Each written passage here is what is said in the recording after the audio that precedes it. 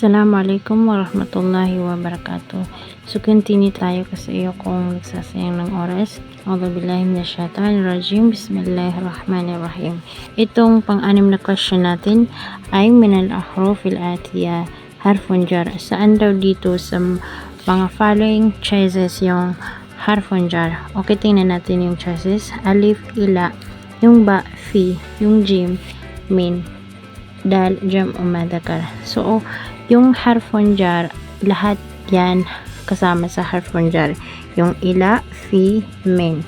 So, ibig sabihin, ang sagot natin dito ay all of the above or jami o madakar haraf dal. Dito naman sa ikapito, ang question natin, min alamatul jar mayali. Saan daw dito sa mga following choices yung alamatul jar? Okay, yung alamatul jar, tatlo yan. Yung al-kasra, al-fatha, al-ya. So, saan ba dyan yung nabanggit ko? Yung alif, al-waw, mali. Yung ba, al-alif, hindi rin. Al-fatha, okay, ito yung kasama sa nabanggit ko. So, yan ang tamang sagot. So, mali na tong si dal. Okay, ipaliwanag natin kung paano ba siya naging alamatul jar. Kasi siguro, nakakalito yun kasi pati ako, hindi ko alam na may ganun pala. So, ganito, ipaliwanag natin. Magbigay tayo ng example. Hada min Maryam. Yan ang example ng ating alamatul jar na al-fatha. So, i-arab muna natin yung hada. Ang i-arab nito ay ismu isyara mabniyun ala sukun.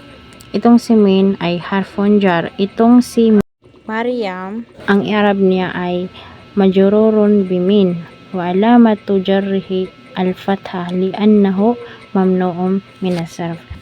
Okay, so ang pinag-uusapan natin dito ay yung huling haraka. Ito. It's supposed to be dapat Maryami siya kasi mayroon ditong min na harful jar. So, dapat magiging Maryami. Dahil kay min, magiging kasra siya. Pero, hindi siya naging kasra kasi naging fatha siya. So, paano yan naging fatha? Kasi, kasama siya sa mga isam na mamnu minasarf. Ibig sabihin, hindi siya tumatanggap ng haraka na al-kasra. Kaya, naging min Maryama. Naging Maryama or naging fatha siya kasi mamnu minasarf, hindi tumatanggap yan ng kasra. Yung isim na Maryam. Kaya, ang fatha, naging kasama siya sa alamatul jar. Kaya naman, ang naging sagot natin dito sa number 7 ay al-fatha. Proceed naman tayo sa number 8. Kam aqsamul majrurat. Ilan ba yung klase ng majrurat? Kismani, asyarata aqsam, kismu wahid, thalathuna kisman. O, saan dyan ang tamang sagot? Okay, yung aqsamul majrurat, dalawa lang yan. Kasi yan yung al-majruro biharfil jar at yung al-majruro bil idafa. So, ang sagot natin dito ay kismani. Dito naman tayo sa number 9. Hat sigatul mathanna min kalimati daftarun. Dito sa number 9, ang question ay bibigay daw natin kung ano yung forma ng mathanna ng word na daftarun. Okay, sa paggawa ng mathanna, kailangan ang nasa hulihan ng word na daftaron ay alif at nun. O di kaya, ya at nun. So, kahit saan doon, tama. So, saan ba dito yung may hulihan na alif at saka nun? Tingnan natin yung dal. Daftaran. Okay, mali na yan. Kasi walang nun. Ito naman. Dafatirani. Okay. mali na yan kasi nag-iba yung word. Hindi siya daftarani. Kasi dafatirani. So, mali yan. Mali. Dito naman sa ba, dafater. O, mas mali na rin ito. Ito namang daftarani.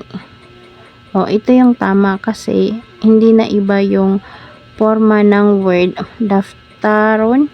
Tapos, linagyan lang ng alif at saka nun. Kaya naging daftarani. Ito yung forma ng musanna. So, ito ang tamang sagot.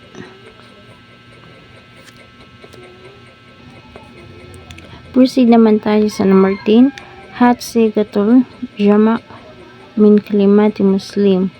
Yung sigatul jama', yun naman yung kapag gumawa tayo ng jama', kailangan sa hulihan may ya at saka nun.